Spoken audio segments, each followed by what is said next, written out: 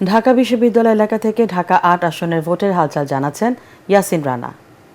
আমরা আছি ঢাকা ৮ আসনের হাইকোর্ট এলাকাতে। আমরা এই আসনের বিভিন্ন এলাকাতে আমরা ঘুরেছি। এখানে প্রার্থীদের নির্বাচনী প্রচারণা সম্পর্কে আমরা জানার চেষ্টা করেছি।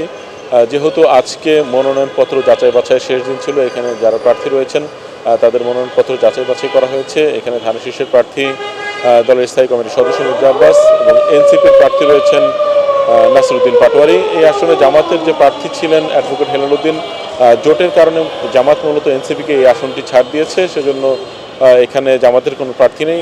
নির্বাচনী প্রচারণা যেহেতু আনুষ্ঠানিকভাবে শুরু হয়নি এবং আজকে মনোনয়নপত্র যাচাই বাছাই হয়েছে, সেজন্য প্রত্যেকটি এলাকাতে আজকে আসলে নির্বাচনের খোঁজখবর তেমন একটি নেই। ভোটারদের মাঝেও এখানে উৎসাহ উদ্দীপনাও কম। আগামী দিনে স্বাভাবিকভাবে নির্বাচনের দিন যতটা ঘনিয়ে আসবে তখন নির্বাচনের প্রচারণা এবং প্রার্থীদের কর্মব্যস্ততা বাড়বে। তখন সাধারণ মানুষজনের মধ্যেই এক ধরনের উত্তেজনা তৈরি হবে, আমেজ তৈরি হবে, এমনটি মনে করছেন সাধারণ ভোটাররা। এই ছিল ঢাকা ৮ আসনের নির্বাচনের সবশেষ তথ্য।